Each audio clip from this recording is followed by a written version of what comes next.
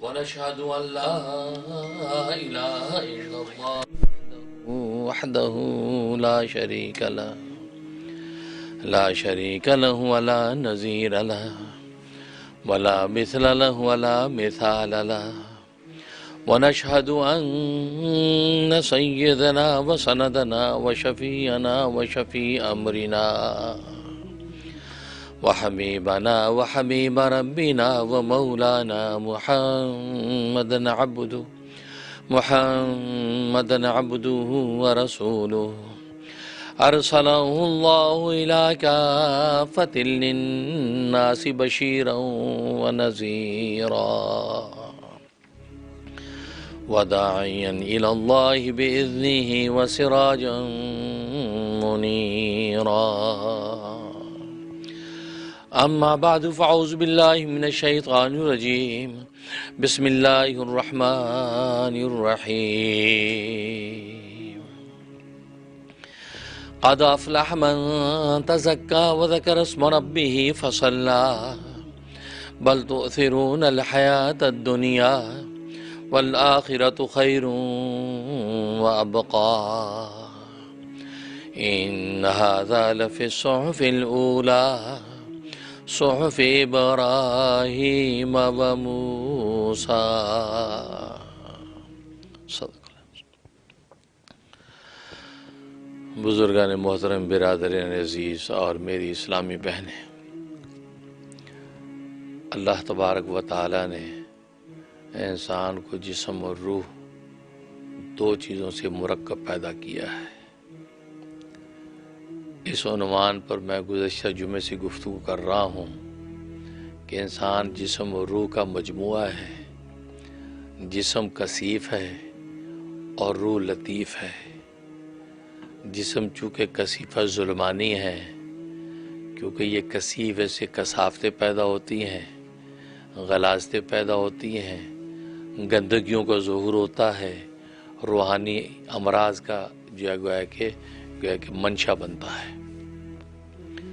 اور روح جو ہے وہ امر لطیف ہے، یہ لطیفہ ربانی ہے، اللہ تبارک و تعالیٰ کے خاص امر ہے۔ تو روح سے لطافتوں کا ظہور ہوتا ہے، پاکیزگیاں ظاہر ہوتی ہیں اور فضائل و خصائل جو ہے نظر آتے ہیں۔ تو گویا کہ کثیفہ ظلمانی اور لطیفہ ربانی یہ دونوں کے مجموعے کا نام انسان ہے۔ جب یہ دونوں مجموعے آپس میں ٹکراتے ہیں تو جیسے کہ میں نے عرض کیا تھا کہ تیسری طاقت پیدا ہوتی ہے جس کو تقوی کہتے ہیں۔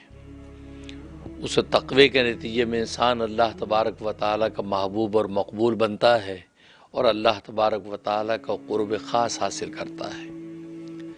لیکن یہ ایک دوسرے سے ٹکرائیں اور اس میں کثیفہ ظلمانی غالب آ جائے تو پھر انسان کے وجود سے رذائل ظاہر ہوتے ہیں، گندے اخلاق ظاہر ہوتے ہیں، کثافتوں کا ظہور ہوتا ہے اور انسان پر اس قدر پستی میں جا گرتا ہے کہ پھر شیطان و ابلیس بھی اس سے پناہ مانگتے ہیں۔ لیکن اگر یہ لطیفہ ربانی روح غالب آ جائے تو لطیفہ ربانی کے غالب آنے سے لطافتوں کا ظہور ہوتا ہے، عمدہ اخلاق ظاہر ہوتے ہیں، پاکیزگیاں بنتی ہیں، عبادتوں کا نور نظر آتا ہے اور اس قدر انسان ترقی کرتا ہے، اس قدر بلند پرواز پکڑ لیتا ہے کہ آسمان کے فرشتے اتر کر اس سے مصافحہ کرتے ہیں۔ تو گویا کہ اس انداز سے یہ دونوں چیزیں چلتی ہیں۔ اور یہ بات میں نے عرض کی تھی کہ کثیفہ ظلمانی کے جو برے اخلاق ہیں وہ برے اخلاق کس وجہ سے ظاہر ہوتے ہیں؟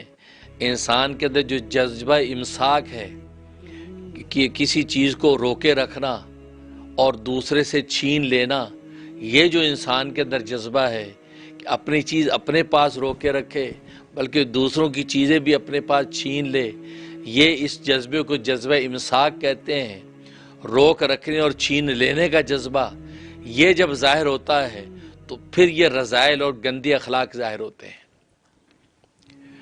اور میں نے عرض کیا تھا کہ جذبہ انفاق کے تحت عمدہ اخلاق ظاہر ہوتے ہیں۔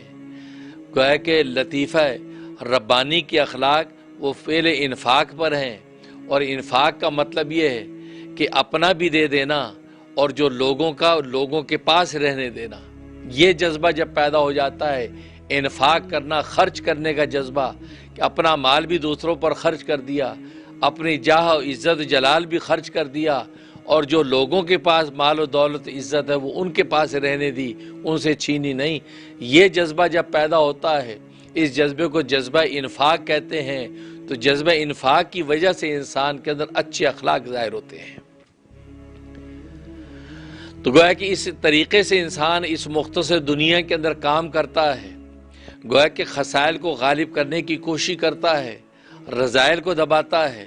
کبھی رذائل غالب آ جائیں تو ظاہر ہے کہ پھر پناہ مانگتا ہے، اللہ تبارک و تعالیٰ کی پناہ مانگ کر رذائل سے دور ہوتا ہے۔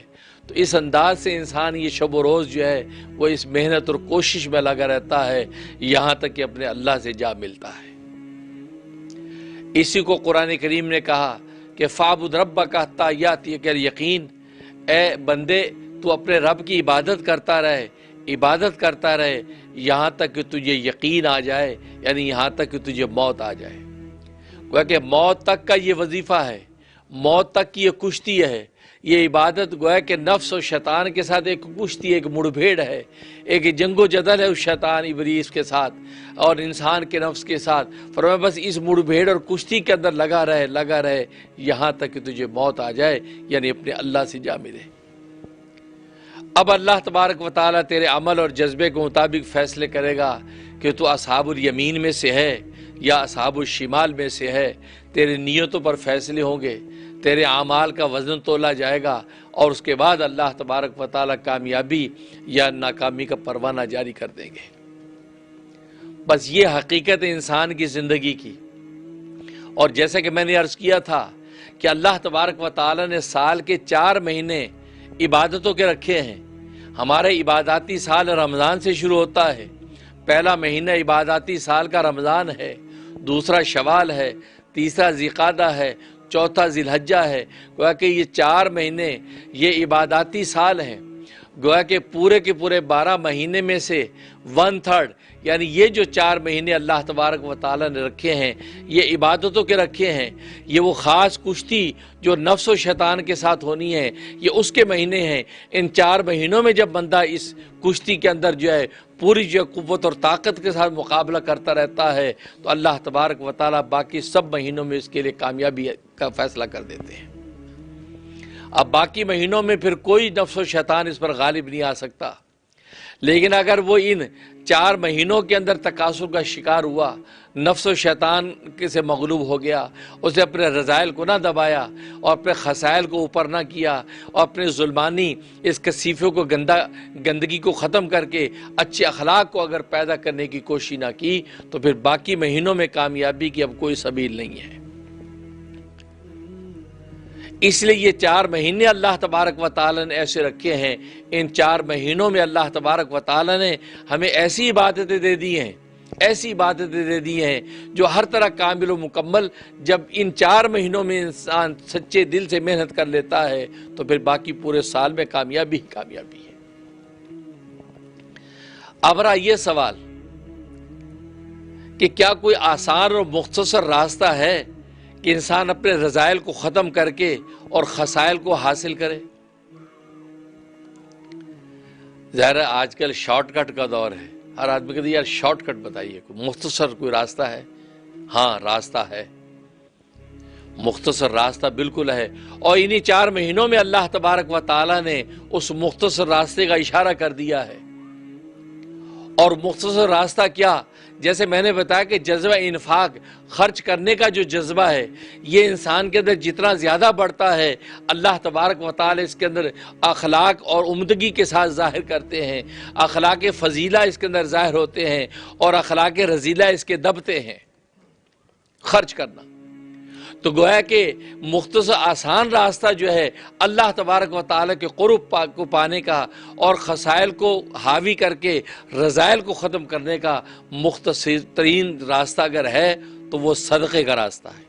صدقہ کرنا، صدقہ و خیرات کرنا یہ وہ مختصر راستہ ہے کہ جس کے ذریعے سے انسان اللہ تبارک و تعالیٰ کا قرب حاصل کر لیتا ہے اور رذائل کو مٹا کے فضائل اور خصائل کو حاصل کر پاتا ہے۔ اس لیے کہ صدقہ اللہ تبارک و تعالیٰ نے ایسی چیز رکھی ہے کہ انسان کو جو اللہ نے تکریم دی ہے، جو قوت دی ہے، جو مرتبہ پوری کائنات میں دیا، وہ صدقے کی وجہ سے ہے۔ اس کے صدقہ دینے کا جو جذبہ ہے، اس صدقہ دینے کے جذبے کی وجہ سے یہ انسان پوری دنیا کے اندر سب سے مکرم ہے۔ جو قرآن نے کہا وَلَقَدْ كَرَّمْنَا بَنِي آدم، ہم نے بنی آدم کو سب سے زیادہ مکرم اور معظم بنایا ہے، سب سے زیادہ طاقتور بنایا ہے۔ اس کے طاقت اور اس کی تکریم کا مدار صرف اور صرف صدقے پر ہے۔ چنانچہ حدیث میں آتا ہے جب اللہ تبارک و تعالی نے زمین کو پیدا کیا، زمین کو بنایا، کیونکہ ظاہر ہے کہ یہاں پہلے پانی ہی پانی تھا، خشک زمین نہیں تھی، پانی پانی تھا۔ جب اللہ تبارک و تعالی نے ارادہ کیا کہ زمین کو بنائے اور زمین کے اوپر انسان کو آباد کرے، تو پانی کے اندر ایک جو اچھال پیدا ہوا، ابال پیدا ہوا، اتنا ابال پیدا ہوا کہ وہ جگہ زمین عام پانی کی سطح سے بلند ابلنے لگی۔ جیسے پانی ابلتا ہے تو آپ جانتے ہیں جس جگہ سے ابلتا ہے وہ پانی عام سطح سے بلند ہوتا ہے، اور کس جگہ پر یہ ابال پیدا ہوا؟ اس جگہ پر جس جگہ پر اس وقت کعبہ ہے، اللہ کا گھر ہے، جس جگہ پر، اس جگہ پر جو ابال پیدا ہوا اور پانی عام سطح سے بلند ہوا، اور اتنا زیادہ قوت کے ساتھ وہ موجیں ٹکراتی رہی یہاں تک کہ وہ عام سطح سے بلند ہو کر کثیف ہو گیا، سخت ہو گیا، وہ کثیف ہوگا اور وہ بلند ہو گیا۔ اللہ تبارک و تعالیٰ اس کو وہیں پر خشک کر دیا، باقی ساری زمین نیچے رہی، وہ جگہ بلند ہو گئی، ابھر گئی۔ اس ابری جگہ کو کعبہ کہتے ہیں۔ اس لیے کعب عربی میں کعب ٹخنے کو کہتے ہیں، اینکل عام سطح سے ابھرا ہوا، ٹخنا ابھرا ہوا ہوتا ہے، اس لیے کعبہ کو کعبہ کہتے ہیں۔ وہ ابھرا ہوا عام زمین سے، وہ زمین عام اس سے ابھر گئی۔ تو وہ جب زمین ابھر گئی تو وہاں اس جگہ سے اللہ تبارک و تعالیٰ نے پوری زمین کو پھیلایا۔ حدیث میں آتا ہے جیسے روٹی کا پیڑا ہوتا ہے، روٹی کے پیڑے کو جب روٹی بنا کے پھیلا دیا جائے تو پوری روٹی بن جاتی ہے۔ اللہ تبارک و تعالیٰ نے اس زمین کے پیڑے کو اس روٹی کی طرح پھیلا کے اس پانی کے اوپر ڈال دیا۔ جب پانی کے اوپر ڈالا تو نیچے پانی تھا، ظاہر پانی کو استقرار نہیں ہے، پانی ہچکولے کھاتا تھا، اوپر جو روٹی پڑی زمین کی وہ بھی ہچکولے کھاتی تھی۔ تو فرشتوں نے سوچا کہ اللہ تعالیٰ تو اس زمین پہ کسی مخلوق کو آباد کرنا چاہتا ہے تو مخلوق اس پہ ٹکے گی کیسے؟ یہ تو ہچکولے کھا رہی، جیسے کشتی پانی پہ ہچکولے کھاتی ہے، تو یہاں مکان کیسے بنیں گے، دکانیں کیسے بنیں گی، آبادی کیسی ہوگی، لوگ رہیں گے کیسے؟ کیونکہ زمین تو ہچکولے کھا رہی۔ اب جیسے روٹی کو آپ پانی پہ رکھ دیں تو ظاہر پانی پہ تیرے گی، وہ ٹھہرے گی نہیں۔ تو اللہ تبارک و تعالیٰ نے اس زمین کے اوپر پہاڑ پیدا کر دیے، گویا کہیں کوئی ہمالیہ کے سلسلے قائم کر دیے، کہیں کیٹوں کی چوٹیاں کھڑی کر دی، پہاڑ قائم کر دیے، اور پہاڑ یوں ٹھونک دیے اس زمین پر جیسے کیل ٹھونکی جاتی ہے، کیلیں جیسے ٹھونک دی جاتی ہیں۔ جب کیلیں ٹھونک دی تو ظاہر ہے کہ وہ زمین ٹھہر گئی، رک گئی، اس کا ہچکولا پن ختم ہو گیا۔ جب ہچکولا پن ختم ہوا تو فرشتے حیران ہو گئے کہ پہاڑوں میں کتنی بڑی طاقت ہے، کیسے طاقتور ہے یہ پہاڑ کہ انہوں نے زمین کا ہچکولا پن ختم کر دیا، اور جیسے پہاڑ اس کو میخوں کی طرح اللہ تبارک و تعالی ٹھوکا، جیسے قرآن کے والجبال ارساہا کہ کیلوں کی طرح ٹھونک دیا۔ تو اس پہاڑوں کی طاقت پر فرشتے حیران ہو کر دیکھ رہے، تو اللہ سے سوال کرتے ہیں اے رب ذوالجلال، کیا پہاڑوں سے بھی طاقتور تیری کوئی مخلوق ہے؟ کہ پہاڑوں کی طاقت کا عالم یہ ہے، اتنی بڑی وسیع زمین کا جو ہچکولا پن تھا، یہ پہاڑ اس کے اوپر آئے، وہ بالکل ساکن و ساکت ہو گئی، اتنے طاقتور ہے یہ پہاڑ۔ تو سوال کر دیا اے رب ذوالجلال کہ کیا ان پہاڑوں سے بھی طاقتور تیری کوئی مخلوق ہے؟ اللہ نے فرمایا ہاں، پہاڑوں سے بھی طاقتور مخلوق ہے، اس کو لوہا کہتے ہیں، لوہا کہتے ہیں۔ حدیث میں آتا ہے فعجبت الملائکۃ من شدت الحدید کہ لوہے کی طاقت کا سن کے حیران ہو گئے فرشتے، کہا کہ رب ذوالجلال کیا لوہے سے بھی طاقتور تیری کو مخلوق ہے؟ اللہ نے فرمایا ہاں، لوہے سے بھی طاقتور بھی مخلوق ہے جس کو آگ کہتے ہیں۔ تو فعجبت الملائکۃ من شدت النار، اس آگ کی طاقت کو سن کر فرشتے حیران ہو گئے کہ اتنی طاقت ہے اس آگ کے اندر کہ لوہے اس کے سامنے نہیں ٹھہر سکتا۔ اور واقعی ظاہر ہے کہ لوہا آگ میں ڈال دے پانی ہو جاتا ہے، اس کی کوئی حقیقت نہیں رہتی۔ آگ میں گرم کر خود جیسے ٹھونکے ویسے مڑ جاتا ہے، اور خود لوہا پہاڑوں کے کس طریقے سے سینے چیر دیتا ہے، پہاڑوں کو ریزہ ریزہ کر دیتا ہے، لیکن آگ کے سامنے اس کی کوئی حقیقت نہیں، اس کے سامنے پگھل جاتا ہے۔ تو فعجبت الملائکۃ من شدت النار، تو آگ کی طاقت کو سن کے حیران ہو گئے کہ آگ کی طاقت اتنی کہ لوہا اس کے سامنے پانی ہو جاتا ہے۔ تو پوچھا اے رب ذوالجلال، کیا آگ سے بھی طاقتور تیری کو مخلوق ہے؟ فرمایا ہاں، آگ سے بھی طاقتور میری مخلوق ہے، فرمایا اس کو پانی کہتے ہیں۔ آگ کے الاؤ کے الاؤ ہوں، پانی اس کے اوپر ڈال دیا، آگ بھسم ہو جاتی ہے، بجھ جاتی ہے، اس کے سامنے ٹھہر نہیں سکتی۔ جب پانی کا سنا تو فعجبت الملائکۃ من شدت الماء، فرشتے حیران ہو گئے، تعجب میں پڑ گئے کہ پانی کی اتنی طاقت کہ آگ کے بڑے بڑے تودے بجھا کے خاک کر دے۔ پوچھ لیا اے رب ذوالجلال، کیا پانی سے بھی طاقتور تیری کو مخلوق ہے؟ تو اللہ تبارک و تعالیٰ نے فرمایا ہاں، پانی سے بھی طاقتور میری مخلوق ہے جس کو ہوا کہتے ہیں۔ ہوا کی طاقت عالم یہ ہے کہ بڑی بڑی پانی کی موجیں وہ ہوا کے رخ کے خلاف نہیں چل سکتی، جدھر ہوا لے کے چلے تو بڑی بڑی موجیں پانی کی اس کے رخ پہ چلنے لگتی ہیں، غلاموں کی طرح اس کی اطاعت کرتی ہیں، پانی اس کے خلاف چل نہیں سکتا۔ اب یہ سنا تو فرشتے اور حیران، فعجبت الملائکۃ من شدت الہوا، ہوا کی اس طاقت کو سن کر اور حیران ہو گئے کہ رب ذوالجلال، کیا ہوا سے بھی طاقتور تیری کو مخلوق ہے؟ اللہ تبارک و تعالیٰ نے فرمایا ہاں، ہوا سے بھی طاقتور میری مخلوق ہے۔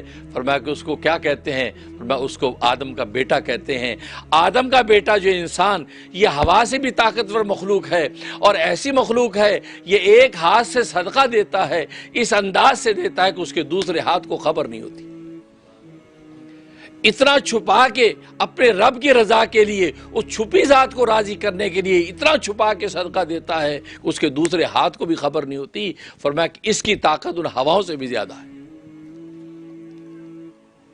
اب سوال پیدا ہوا کہ اچھا، یہ عجیب بات ہے کہ انسان سب سے زیادہ طاقت، اور فرمایا کہ اس لیے کہ صدقہ دیتا ہے۔ صدقہ دیتا ہے، صدقے میں کون سی ایسی طاقت ہے بھائی؟ لوہے کی طاقت، آگ کی طاقت، ہوا کی طاقت، پانی کی طاقتیں ساری آنکھوں سے مشاہدہ ہوتی ہیں، لیکن اللہ تبارک و تعالیٰ فرمایا کہ یہ انسان جو سب سے زیادہ طاقتور ہے، اور اس وجہ سے طاقتور ہے کہ یہ اللہ کے راستے میں صدقہ دیتا ہے، اور اتنا چھپا کے صدقہ دیتا ہے کہ اس کے دوسرے ہاتھ کو خبر نہیں ہوتی۔ بس یہ جو اللہ تبارک و تعالیٰ نے جس انداز سے اس کے صدقہ دینے کو ذکر کیا ہے، اس کے اندر اللہ تبارک و تعالیٰ نے انسان کی چھپی طاقت کا ذکر کیا ہے۔ کیونکہ میں نے بتایا طاقت یہ لطافت سے پیدا ہوتی ہے، کثافت سے نہیں، کثافت سے نہیں۔ آپ پہاڑ کی طاقت تو دیکھ لیں، پہاڑ کثیف ہے، وہاں پتھر ہی پتھر ہیں، وہاں پر جو ہے وہ کچرا ہی کچرا ہے، گندگیاں ہی گندگیاں ہیں۔ پہاڑ کو اگر دیکھیں وہ سراپا کثافت، لہذا اس کی طاقت سب سے زیادہ کم ہے۔ جہاں کثافت زیادہ ہوتی ہے وہاں طاقت سب سے کم ہوتی ہے۔ لوہے کے اندر کثافت اس سے کم ہے، اس میں لطافت بڑھ گئی، کیونکہ لوہے میں ایک ہی قسم کی دھات ہے، ایک ہی قسم کا میٹیریل ہے۔ پہاڑ میں تو طرح طرح کی غلاظتیں موجود ہیں، طرح طرح کے پتھر ہیں، طرح طرح کے اینٹیں ہیں، طرح طرح کی مٹی ہیں، طرح طرح، لیکن لوہا سے ایک ہی دھات کا پورا نام ہے۔ اس میں کثافت کم ہو گئی، لطافت بڑھ گئی۔ جیسے لطافت بڑھی تو اس لوہے کی طاقت اس پہاڑ سے بڑھ گئی۔ لیکن لوہے کی کثافت کا عالم یہ کہ لوہے کی دیوار آپ گزر نہیں سکتے، اس کی کثافت ہے، گزر نہیں سکتے۔ تو اس سے زیادہ طاقت آگ کی ہے۔ آگ کی لطافت کا عالم یہ ہے، آگ کے اندر آپ یوں ہاتھ کریں تو آگ کی میں سے ہاتھ آپ کا گزر جائے گا، مطلب اس کے اندر اتنی لطافت ہے کہ آپ اس آگ کو کاٹ کے ہاتھ نکال لیتے۔ اس کی لطافت بڑھ گئی اور کثافت کم ہوئی تو اس آگ کی طاقت لوہے سے بڑھ گئی۔ پھر آگ کے اندر جو کثافت تھی، ظاہر آگ کی کثافت اس سے زیادہ لطافت جو اللہ نے پانی میں رکھی ہے، پانی کے لطافت جو ہے وہ آگ سے بھی زیادہ ہے. آگ میں دھوئیں کا اندھیرا ہے، آگ کے اندر اس کی حرارت کی گرمی ہے، لیکن پانی کے اندر تو اور شفافیت ہے. پانی اگر سامنے ہے تو باصاف دوسری طرف کا انسان آپ کو نظر آ سکتا ہے، لیکن آگ کا علاوہ اگر ہے تو دوسری طرف کا انسان آپ کو نظر نہیں آتا. گویا کہ آگ کے اندر کثافت زیادہ ہے پانی سے، پانی میں لطافت جب بڑھ گئی تو اللہ تبارک و تعالی نے پانی کی طاقت بڑھا دی. تو آپ اندازہ کریں لطافت جیسے بڑھتی چلی جا رہی ہے طاقت بڑھتی جا رہی ہے. پھر آگ پانی کے اندر آئے، پانی کے اندر جو کثافت تھی اس سے زیادہ کم کثافت ہوا میں تھی. ہوا کی لطافت کا عالم یہ کہ انسان کو نظر بھی نہیں آتی، پانی تو نظر بھی آتا ہے.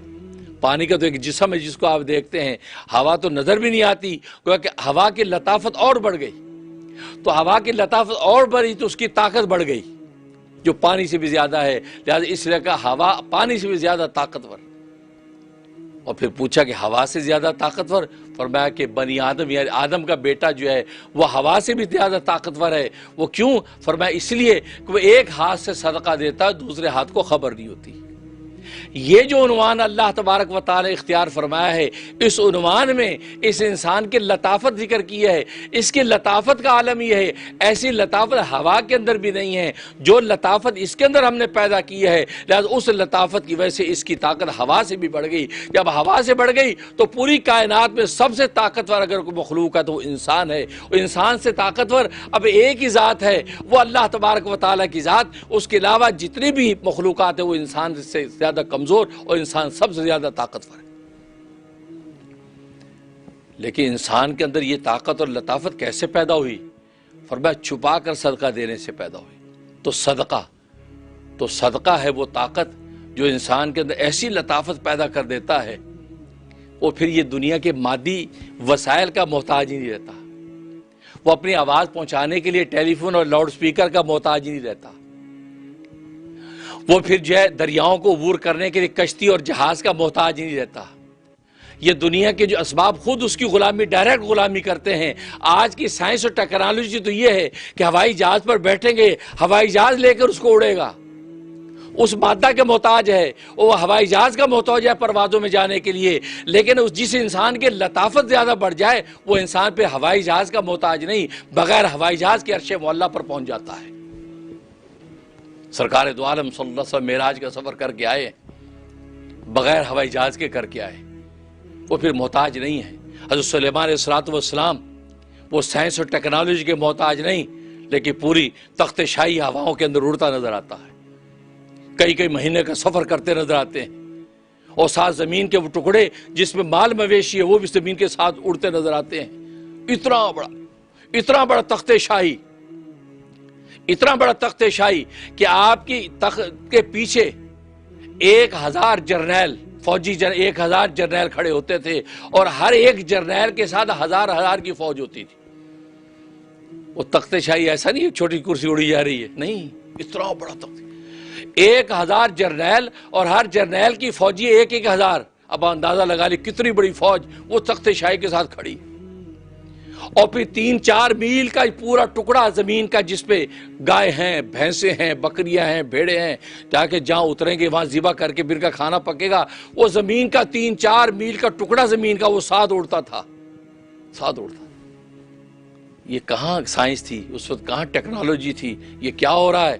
اس کا مطلب یہ ہے کہ اللہ تبارک و تعالیٰ نے اس بندے کے اندر سلیمان میں ایسی لطافت انتہا کے درجے تک پہنچا دی. جب لطافت اس درجے کو پہنچ گئی ہے تو مادیت کے جتنے وسائل ہیں خود غلام بن جاتے ہیں. پھر ہم مادی وسائل کے غلام نہیں رہتے، بلکہ مادی وسائل ہمارے محتاج ہو جاتے ہیں، وہ ہمارے غلام ہو جاتے ہیں. آج آواز پہنچانے کے لیے ہم لاؤڈ سپیکر محتاج ہیں. آج آواز پہنچانے کے لیے ہم ٹیلی فون اور وائرلیس کے محتاج ہیں. آج سفر کرنے کے لیے ہم کار موٹر کے محتاج ہیں. ہم مادے کے محتاج ہو گئے ہیں، سائنس ٹیکنالوجی کے محتاج ہو گئے ہیں. ہمارا غنا، ہمارا استغنا ان مخلوقات، ان مادیت سے بے پرواہ ہونا ہمارا ختم ہو گیا. حالانکہ اللہ نے ان سب کا آپ کو حاکم بنایا تھا، لیکن آج آپ ان سب کی غلامی اور منتیں کر کے ان سے نفع اٹھاتے نظر آتے ہیں. اس لیے کہ آپ کی لطافت ختم ہو گئی ہے. لطافت ختم ہو گئی. اگر لطافت آپ کی بڑھ گئی، اور لطافت بڑھنے کا مطلب یہ ایسی لطافت اپنے ایسے مالک اور خالق کے ساتھ ایسا رشتہ جڑ گیا جو مالک اور خالق نظر نہیں آتا. اس کا رشتہ دنیا کے ہوا پانی مٹی کے ساتھ نہیں بلکہ اس کے خالق کے ساتھ ایسا رشتہ جڑا ہے۔ اللہ نے اس کی لطافت اتنی قوی کر دی کہ حدیث میں آتا ہے حضرت عمر فاروق رضی اللہ تعالیٰ عنہ مدینے کے اندر جمعے کو خطبہ دے رہے ہیں اور ملک شام کے اندر لشکر اسلام جہاد کر رہا ہے اور ساریہ صحابی اس کا جرنیل ہے اور یہ خطبہ دے رہے ہیں جمعے کا۔ خطبہ دیتے دیتے اچانک فرماتے ہیں یا ساریت الجبل، یا ساریت الجبل، اے ساریہ پہاڑ کی اوٹ لے لو، اے ساریہ پہاڑ کی اوٹ لے لو۔ موجود صحابہ حیران ہو جاتے ہیں، ساریہ تو 1000 میل دور ملک شام میں جہاد کرنے گیا ہوا ہے اور حضرت عمر فاروق رضی اللہ تعالیٰ اچانک یہ کیا بول رہے ہیں؟ یہ کہا جب اس کے بعد اپنے معمول کا خطبہ دیا، خطبے کے بعد منبر سے اترے تو لوگوں پہ حضرت آپ یہ کیا فرما رہے ہیں یا ساریہ الجبل؟ ساریہ تو وہاں جہاد کر رہا ہے، آپ یہ کیا کہہ رہے ہیں؟ کہا کہ میں جب اللہ کا خطبہ دے رہا تھا، پیغام حق بیان کر رہا تھا، اللہ تبارک و تعالی نے مادیت کے سارے پردے میرے سامنے ہٹا دیے اور ساریہ کا میدان جنگ آنکھوں سے مجھے دکھایا۔ میں آنکھوں سے دیکھ رہا تھا اور دیکھ رہا تھا کہ دشمن پیچھے سے چپکے سے اس پہ حملہ کرنے کے لیے دوڑ رہا ہے اور ساریہ اگر اپنی جگہ سے ہٹتا نہ تو دشمن حملہ کر دیتا اور لشکر اسلام کے پرخچے اڑ جاتے۔ میں نے یہاں سے پیغام دیا یا ساریہ الجبل، یا ساریہ الجبل، اے ساریہ پہاڑ کی اوٹ لے لو، پہاڑ کی اوٹ لے لو۔ وہ جیسے میں نے یہ بات کہی تو ساریہ اس کے لشکر والوں پہاڑ کی جب اوٹ لے لی تو پیچھے سے حملے سے بچ گئے اور اللہ تبارک و تعالی لشکر اسلام کو فتح عطا فرما دی۔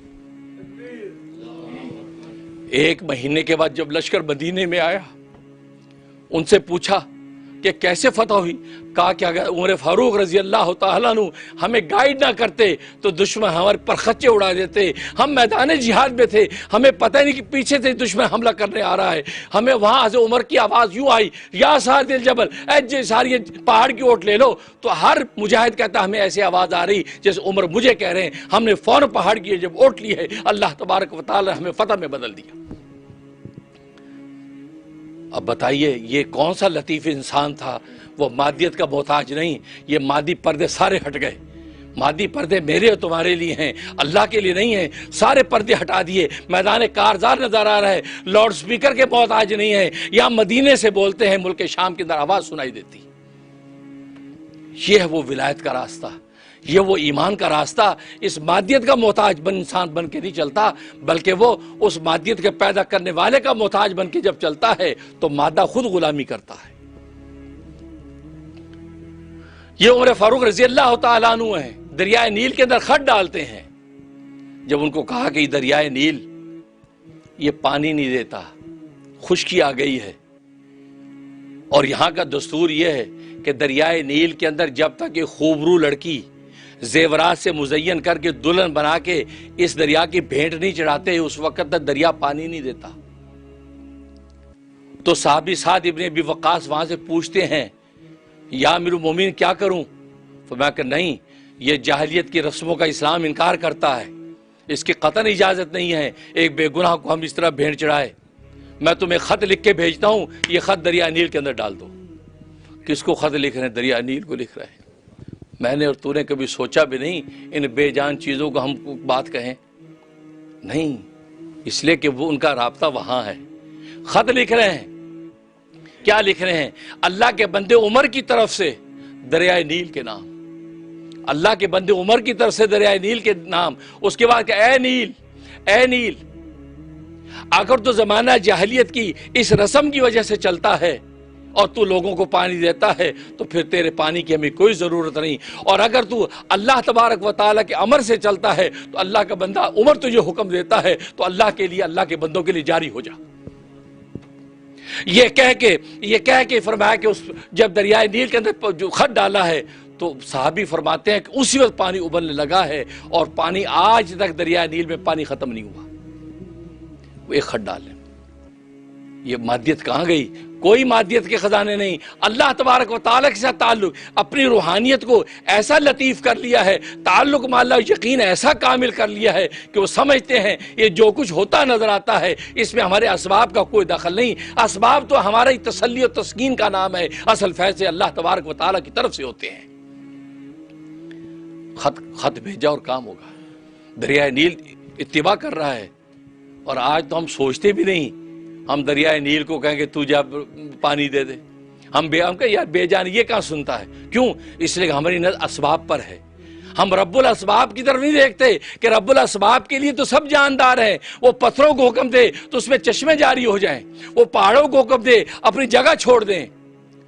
لشکر اسلام طارق بن زیاد کا واقعہ آپ جانتے ہیں، میدان جہاد میں جا رہے ہیں، پہاڑ کی جگہ تنگ ہے، اس نے حکم دیا اے پہاڑ اللہ کے لیے، اللہ کا لشکر گزرنا چاہتا ہے، ہمیں جگہ دے دے۔ پہاڑ اپنی جگہ سے ہٹ گئے، درمیان سے لشکر گزر رہا ہے۔ سلمان فارسی فرماتے ہیں جنگ قادسیہ ہے، جنگ قادسیہ ہو رہی ہے، سعد بن ابی وقاص گورنر ہیں، اہل فارس کی طرف ہمارا لشکر جا رہا ہے، درمیان میں دریائے دجلہ آ گیا، دریا، اب دریا آ گیا، گھوڑے کیسے گزریں گے؟ نہ وہاں بحری جہاز ہیں، نہ وہاں کشتیوں کے انتظام ہے، کیا کریں؟ سعد بن ابی وقاص نے جو عمر فاروق رضی اللہ تعالیٰ سے رابطہ کیا، عمر فاروق رضی اللہ تعالیٰ خلیفۃ المسلمین تھے، انہوں نے کیا فرمایا؟ تم اللہ کا نام لے کر میرا حوالہ دے کر دریا کے اندر کود جاؤ، اللہ کا دریا اللہ کے حکم سے ہٹ نہیں سکتا، تمہیں راستہ دے گا۔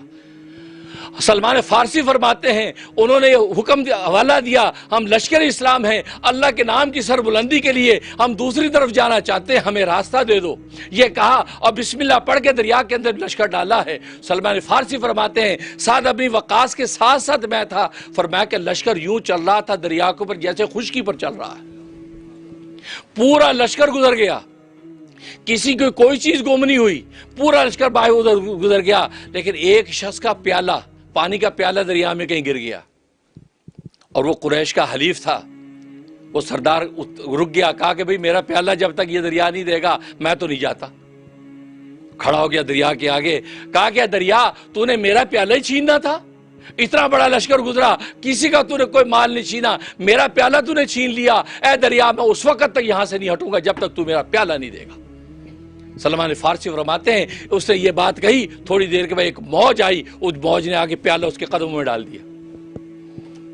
میرے دوستو یہ ایمان بول رہا ہے، ایمان، بس ایمان بناؤ، یہ مادیت کی کوئی حقیقت نہیں ہے، مادہ یہ ہماری تسلی کی چیز ہے، ہم اپنی تسلی کے لیے کر رہے ہیں، اپنے اطمینان کے اسباب اختیار کر رہے ہیں، اطمینان کے لیے اسباب اختیار کرنے کا حکم ہمیں کرنا ہے، ہم کمزور ہیں، لیکن اصل ایمان و یقین و یقین یہی ہے کہ جو ہوتا ہے وہاں سے ہوتا ہے۔ یہ مادیت کی ساری پردے جو اللہ تبارک و تعالیٰ کے حکم کے محتاج ہیں، وہ چھری کو حکم دے وہ چل نہیں سکتی، وہ دریاؤں کو حکم دے وہ ڈبو نہیں سکتے، وہ آگ کو حکم دے وہ جلا نہیں سکتی، واقعات پیغمبروں کے صحابہ کے موجود ہیں۔ بس یہی تو یہ ایمان کی جو محنت ہے، یہ جو 4 مہینے، رمضان کا مہینہ، یہ اسی طریقے شوال کا مہینہ، ذیقعدہ کا مہینہ، ذی الحجہ کا مہینہ، یہ 4 مہینے یہ اسی لطافت کو بڑھانے کے مہینے ہیں۔ عبادت و اطاعت کے اندر ایسے لگ جائیں ہماری اندر کی روحانی لطافت بڑھ جائے، اور لطافت جب نقطہ انتہا کو پہنچ جاتی ہے تو پھر مادیت کے اسباب آپ کی غلامی کرتے ہیں، آپ کی غلامی کرتے ہیں، زمینیں سمٹ جاتی ہیں۔ خود صحیح حدیث میں آتا ہے، نبی پاک صلی اللہ علیہ وسلم فرماتے ہیں اللہ کے 40 ایسے نیک بندے دنیا کے اندر آباد ہوتے ہیں کہ ان کو اللہ تبارک و تعالیٰ جو ہے طی الارض کا مقام عطا فرماتے ہیں، یعنی زمین ان کے لیے سمیٹ دیتے ہیں، اگر وہ ہزاروں میل کا سفر کرنا چاہتے ہیں وہ ایک قدم اٹھا کے ادھر آگے بڑھتے ہیں، اللہ زمین کو ربڑ کی طرح سکیٹ دیتے ہیں، وہ دوسرے ملک میں پہنچ جاتے ہیں۔ طی الارض اس کو کہتے ہیں زمین سمیٹ دی، جیسے ربڑ کی طرح کھولا ہوا ربڑ، اس ربڑ کو سمیٹ دیں، مختصر ہو گیا تو بس وہاں یہاں سے چلے یہاں دوسرے شہر میں داخل ہو گئے، جب وہاں کے احکام پورے کیے واپس ہے زمین سے واپس آ گئے۔ لیکن عام حالات میں چلنے لگیں تو ہزاروں مہینے لگ جائیں انسان منزل پہ نہ پہنچے۔ طی الارض فرمایا یہ طی الارض کا مقام اللہ ان کو دیتے ہیں، ان کی برکت سے اللہ بارشیں نازل کرتے ہیں، اور ان کی برکت سے اللہ تبارک و تعالیٰ اسلام کو فتح دیتے ہیں۔ مولوی یہ وہ لطافت ہے، تو گویا کہ ہم عبادت اور تعلق مع اللہ کے ذریعے سے لطافت کو بڑھاتے ہیں، اور جب انسان لطیف کامل ہو جاتا ہے اور اس کے اندر غنا بڑھ جاتا ہے اور مادے کا محتاج نہیں رہتا، تو پھر اللہ تبارک و تعالیٰ مادے کو اس کا غلام بنا دیتے ہیں، تو اس کے اشارے پر مادہ کام کرتا ہے، ہوائیں فضائیں اس کے اشارے پہ چلتی ہیں، آگ مٹی اس کی اشارے پر چلتی ہے۔ جیسے واقعات میں بتا رہا ہوں کہ یہ سارے واقعات وہ ہیں کہ وہاں سائنس اور ٹیکنالوجی نہیں ہے، لیکن عمر فاروق رضی اللہ عنہ کی آواز کہاں ہزاروں میل دور پہنچ رہی ہے۔ دریائے نیل غلامی کر رہا ہے، حضرت موسیٰ علیہ السلام دریا میں قدم رکھتے ہیں، نتیجہ یہ کہ دریا راستے دے رہا ہے، سلیمان کا تخت ہواؤں کے اندر اڑتا نظر آتا ہے۔ یہ کیا ہے؟ یہ وہی ہے کہ جب مادیت کے محتاج نہ ہو کر اللہ تبارک و تعالیٰ کا جب احتیاج کامل انسان اختیار کر لیتا ہے تو اللہ تبارک و تعالیٰ ان چیزوں کو آپ کا غلام بنا دیتے ہیں۔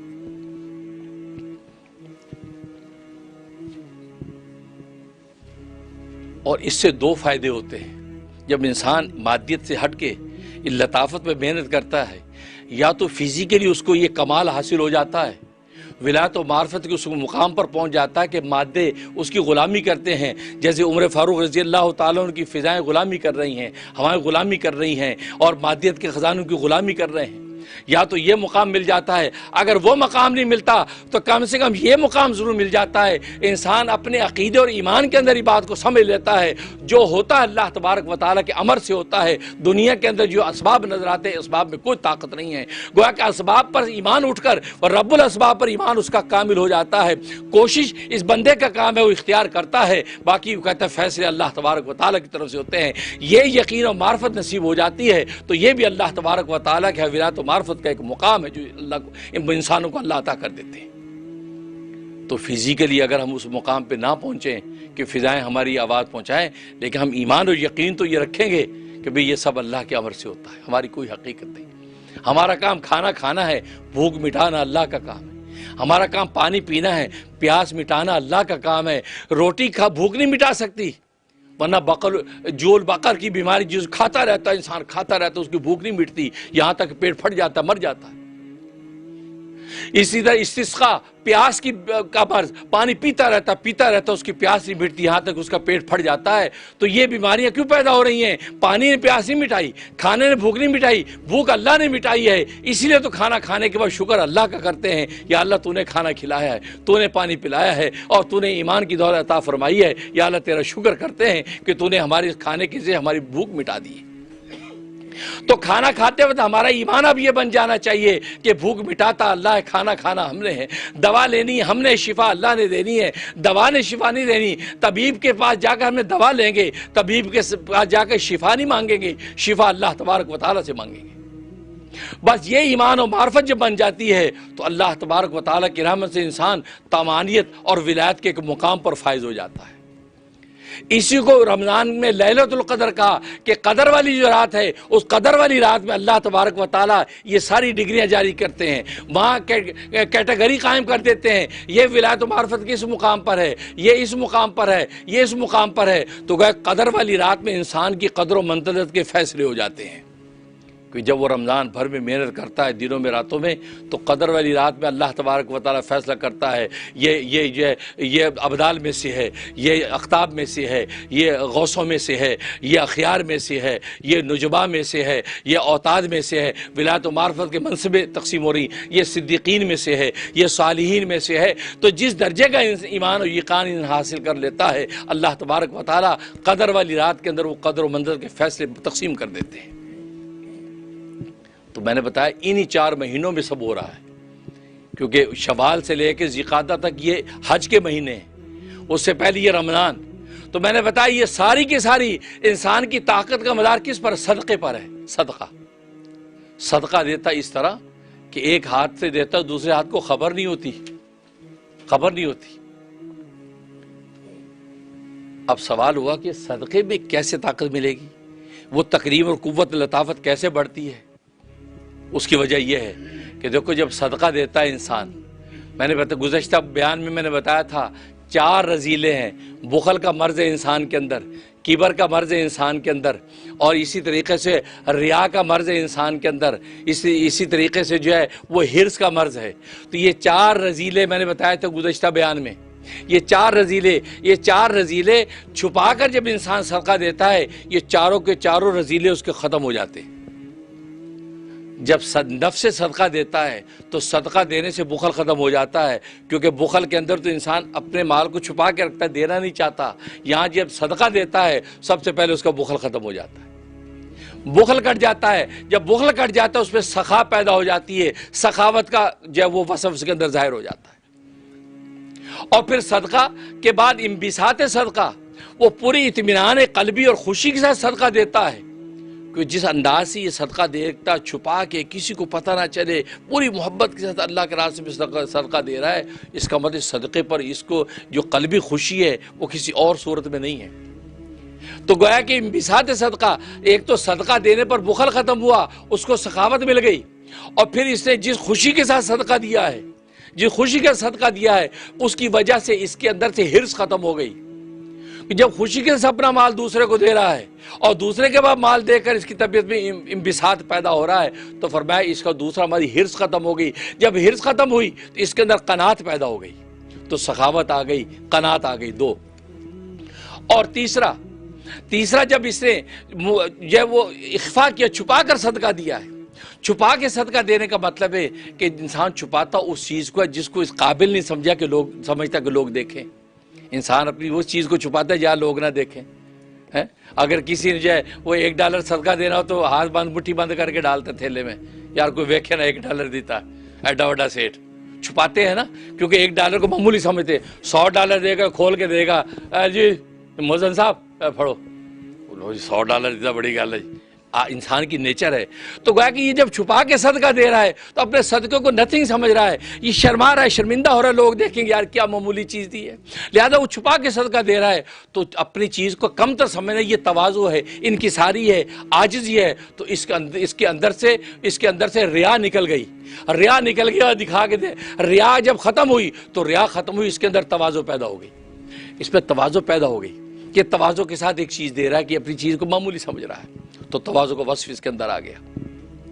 اس کے بعد مبالغہ کیا۔ مبالغہ مطلب اتنا چھپایا، ایک ہاتھ سے دیا دوسرے ہاتھ کو خبر نہیں ہوئی، حدیث سے فرمایا اتنا چھپا کے صدقہ دیتا ہے، ایک ہاتھ سے دیا دوسرے ہاتھ کو خبر نہیں ہوتی۔ اس نے جو مبالغہ کیا ہے، اس مبالغہ کرنے میں اس کے کبر کی اصلاح ہو گئی، تکبر کی اصلاح ہو گئی، کیونکہ اس کا تعلی جو آگ کی وجہ سے پیدا ہوئی تھی اور کبر پیدا ہوا تھا، اس کا کبر ٹوٹا۔ جب کبر ٹوٹا ہے، اس نے اپنے آپ کو اتنا زیادہ کم تر سمجھ کے دیا ہے، تو کبر ٹوٹا تو اس کی جگہ پہ اللہ تبارک و تعالیٰ اس کے اندر اخلاص پیدا کر دیا، اور یہ اخلاص پیدا ہوا تو 4 برائیاں ختم ہو کر 4 وصف پیدا ہو گئے۔ اس میں اخلاص پیدا ہو گیا، اس کے اندر تواضع پیدا ہو گئی، اس کے اندر قناعت پیدا ہو گئی، اس کے اندر سخاوت پیدا ہو گئی صرف صدقہ دینے سے۔ فرمایا اور ان 4 مہینوں کو اللہ نے ایسا رکھا ہے کہ آپ اگر غور کریں، ان 4 مہینوں میں جو عبادتیں ہیں وہ ساری عبادتیں مال کی عبادتیں ہیں۔ دیکھو رمضانوں میں آپ زکوٰۃ دیتے ہیں، مال کی عبادت ہے۔ پھر حج کی تیاری کرتے ہیں، حج مال کی عبادت ہے، مال خرچ ہوتا ہے۔ اور پھر روزہ رکھتے ہیں، روزے بھی مال۔ آپ سحری کسی کو کھلاتے ہیں، مال خرچ کر رہے ہیں۔ افطاری کسی کو کھلاتے ہیں، مال خرچ کر رہے ہیں۔ تینوں عبادتیں مالی عبادتیں ہیں، تینوں کی تینوں مالی عبادتیں بنتی ہیں۔ تو مال ان 4 مہینوں میں جب آپ نے خرچ کیا کھلے دل سے، تو اللہ تبارک و تعالیٰ نے آپ کے چاروں جو اخلاق ذمیمہ ختم کر کے اخلاق حسینہ پیدا کر دیے۔ جب اخلاق حسینہ پیدا ہوئے تو انسان ایسا ہو گیا کہ دنیا میں اللہ تبارک و تعالیٰ نے اس کے لیے جنت کا فیصلہ کر دیا۔ اسے ان مہینوں میں خرچ کرو زیادہ سے زیادہ۔ تبھی تو حدیث میں آتا ہے افطار کراؤ، روزہ افطار کرو، بھلے ایک لسی کے گھونٹ سے کیوں نہ ہو، بھلے کھجور سے کیوں نہ ہو، کیونکہ انفاق جب خرچ کرنا ہے تو ایک گھونٹ بھی اگر لسی کا آپ نے دے دیا، پانی کے گھونٹ بھی دے دیا، فرمایا وہ بھی انفاق کے اندر لکھا جائے گا، اور آپ کا وہ رذیلہ ختم ہو کر اللہ تبارک و تعالی اس کے اندر اوصاف فضیلہ پیدا کر دیں گے۔ اس لیے عبادتیں 2 ہی ہیں، ایک بدن کی عبادت، ایک مال کی عبادت۔ اگر بدن کی عبادتوں میں کوتاہی ہے تو مال خوب خرچ کیا کرو، کیونکہ مال کے ذریعے سے پھر تم شرمندہ نہیں ہوگے۔ نمازیں لنگڑی لولی ہیں، روزے ٹوٹے پھوٹے ہیں، لیکن مال خرچ کرنے کی عادت ڈالو، زیادہ خرچ کرو۔ اللہ نے یہ موقع دے رکھا ہے، زیادہ جب خرچ کرو گے، ہر چھوٹے بڑے دینی اور اچھے تقاضے میں خرچ کرو گے، ہر بیوہ یتیم کے سر پہ ہاتھ رکھ کے تھوڑا بہت خرچ کرو گے، فرمایا اس مال کی وجہ سے روز محشر میں جب پیش ہوگے، اللہ تبارک و تعالیٰ اپنے حقوں کو معاف کر کے اس مال کے خرچ کی وجہ سے جنت عطا فرما دیں گے۔ اس وقت حدیث میں آتا ہے وہ تاجر جو دیانتداری سے تجارت کرتا ہے، اس کا حشر کر روز قیامت میں نبیوں کے ساتھ ہوگا۔ مال کی وجہ سے تو ہو رہا ہے۔ اس لیے تو مالی عبادت تو صدقے کی وجہ سے اللہ تبارک و تعالی انسان کی لطافت اتنی بڑھا دیتے ہیں کہ پھر آسمان کے فرشتے بھی اس پر رشک کرتے ہیں، اور یہ دنیا کے اندر یہ مادیت کے جتنے اسباب ہیں اس کے غلام بن جاتے ہیں۔ اللہ سے دعا ہے کہ اللہ تبارک و تعالی ہمیں ان حقائق کو سمجھنے کی توفیق عطا فرمائے. اب فزیکلی یہ کمال حاصل نہ بھی ہو سکے، یہ کرامت نصیب نہ بھی ہو سکے، لیکن ایمان و یقین و معرفت یہ حاصل ہو جائے کہ یہ جو کچھ اسباب ہیں یہ اسباب تو محتاج ہیں، ہاں اصل اللہ کی ذات ہے. ہمارا کام اسباب اختیار کرنا ہے کیونکہ ہم بھی محتاج بنتے ہیں، اصل فیصلے آسمانوں سے اترتے ہیں. اس لیے تو فرمایا حدیث میں آتا ہے ایک نمک کی ڈلی یا جوتی کا تسمہ بھی اگر تمہیں لینا ہو تو کس سے مانگو؟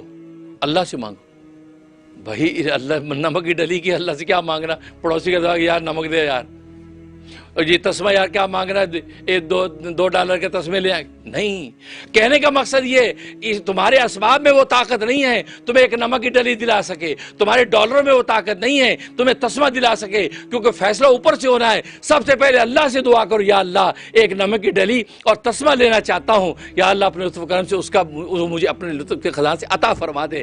دعا کر کے اب آپ اسباب اختیار کریں، اللہ تبارک و تعالی اسباب کو آپ کو غلام بنا کے اور چیز عطا کر دیں گے.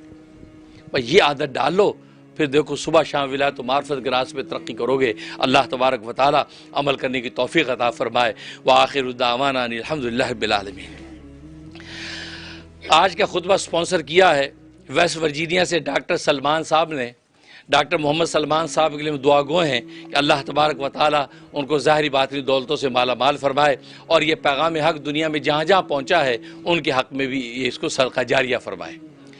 اور اس کے بعد ایک ضروری اعلان یہ میں کرنا چاہتا ہوں، اس سال رمضان المبارک میں آخری عشرہ میں اعتکاف بیٹھ رہا ہوں مسجد یوسفین لانگ آئلینڈ میں، میسٹک بیچ لانگ آئلینڈ میں مسجد یوسفین میں اعتکاف 10 دن کا مصنوعی اعتکاف کر رہا ہوں. اور دعوت عام ہے آپ میرے ساتھ 10 دن اعتکاف میں گزاریں. انشاءاللہ بہت لطف آئے گا. شب و روز اللہ کو پکاریں گے، شب و روز لا الہ الا اللہ کی ضربیں لگیں گی اور دل کے تزکیے ہوں گے. انشاءاللہ یہ 10 دن ہماری پوری زندگی کے لیے کافی ہو جائیں گے. تو جو احباب اپنی چھٹیوں کے اسکیجول آگے پیچھے کر سکتے ہیں اور ان کو کوئی شرعی عذر نہیں ہے تو میں ٹی وی پر دیکھنے والے ان کو بھی درخواست کر، دنیا بھر سے کہیں سے بھی کسی کے پاس ویزا ہے تو امریکہ آ جائے، آخری 10 دن میرے ساتھ اعتکاف گزارے. یہ بڑا خاص اعتکاف ہے، خاص اعتکاف ہے. انشاءاللہ اس میں اللہ تبارک و تعالی کسی کو خالی جھولی جانے نہیں دیں گے. آپ حضرات کو بھی دعوت دے رہا ہوں، آپ حضرات بھی جو ہے اس کے اندر جو اپنا اسکیجول بنائیں اور میرے ساتھ 10 دن گزاریں. انشاءاللہ اللہ کو اگر ہم نے پا لیا تو پھر ہمیں کسی چیز کی ضرورت نہیں ہے. اور 10 دن کے اعتکاف کا مطلب آپ جانتے ہیں، اللہ کے گھر میں بوری بستر لا کے ڈال دینا کہ اللہ اب ہم تجھے تو لے کے جائیں گے، تجھے پا کے جائیں گے اور کوئی راستہ نہیں ہے. اور 10 دن تک وہاں بیٹھا روتا ہے اور خدا کو پانے کے لیے پکارتا ہے. تو اللہ تبارک و تعالیٰ آج دنیا کے معمولی سخی اس کے دروازے پہ کوئی بیٹھ جائے وہ بھی آخر دروازہ کھول کے خیرات دے دیتا ہے. اور یہ تو سخیوں کا سخی ہے. وہاں جب ہم بیٹھ جائیں گے جھولی پھیلا کے، انشاءاللہ ہمیں اللہ خالی ہاتھ نہیں جانے دے گا. تو لہذا جو حضرات ہمارے یہاں سے، اور آپ کو کچھ نہیں کرنا، آپ اپنی منشا اور موسم کے مطابق بستر لے کے آئیں گے، باقی کھانا پینا سحری افطاری سارے انتظامات جو ہے مسجد کی طرف سے ہوں گے. آپ کو کوئی تکلیف نہیں، آپ جو صرف جو ہے اپنا موسم کے مطابق بستر لے کے آئیں، باقی سب ہم انتظامات کریں گے. لیکن نیک جذبے کے ساتھ آئیں، اللہ کو پانے کی نیت سے آئیں، انشاءاللہ پھر اللہ کو پا کے جائیں گے آپ انشاءاللہ. یہ اور اس کے علاوہ جو ہے ہم جو ہے وہ نماز کے بعد دعا کرتے ہیں. اور یاد ہوگا دعا سے پہلے ہم لا الہ الا اللہ کے ذکر کرتے تھے، کچھ عرصہ کیا پھر چھوڑ دیا اس چکر میں کہ آپ لوگوں کو جلدی ہوتی ہے، آپ جاتے ہیں. لیکن مجھے حکم ہوا سرکار کی طرف سے کہ ایسا نہ کرو، وہ جو تم لا الہ کی ضربیں لگاتے ہو وہ ہمیں بہت پسند ہے، اس کو جاری کر دو. یہ آپ کے لیے بھی کتنا شرف ہے کہ سرکار دو عالم صلی اللہ علیہ وسلم کی نظر کرم، ان کی نظر کرم اور ان کی ایک ایک ہماری اداؤں پہ نگاہیں اور ہماری تربیت کرتے ہیں. تو ان کی طرف سے آپ حضرات کی گویا کی پیغام ہے کہ وہ لا الہ الا اللہ کا ذکر کیا کرو، اس کے بعد دعا کیا کرو، مجھے بہت پسند ہے. سبحان اللہ، الصلاۃ والسلام علیکہ یا رسول اللہ. آپ کی نظر کرم، آپ کی محبت ہے. ہم تو آپ کی محبت کا حق بھی ادا نہیں کر سکتے، ہم تو آپ کی محبت کا کوئی جواب بھی دینے کا سلیقہ ہمیں نہیں ہے. لیکن آپ کی ہمارے ساتھ اتنی محبت ہے، اتنی شفقت ہے، یا ہمارے ماں باپ آپ پر قربان، ہم سوائے اس کے کہ ہم جو روئی سکیں، ہم تڑپ سکیں، ہمیں کچھ نہیں آتا. آپ ہی ہماری کوتاہیوں کو معاف کیجیے گا. انشاءاللہ آج جب ہم جو دعا کریں گے، دعا سے پہلے لا الہ کا ذکر کریں گے، اس کے بعد انشاءاللہ دعا کریں گے تو ظاہر ہے کہ ہمارے آقا راضی اور خوش ہو جائیں گے، تو انشاءاللہ دعائیں یقیناً قبول ہوں گی. اس کے بعد جو ہے یہ دعائے صحت ہے رضوانہ یاسمین کیلیفورنیا سے، ہماری بڑی اچھی مرید ہیں، بہت پرانی مرید ہیں، بیچاری بیمار ہیں، ہاسپٹل میں ہیں، اور جو ان کے لیے خصوصی دعا کریں کہ یا اللہ رضوانہ یاسمین کو صحت و عافیت عطا فرما اور ان کے شفاء کلی نصیب فرما۔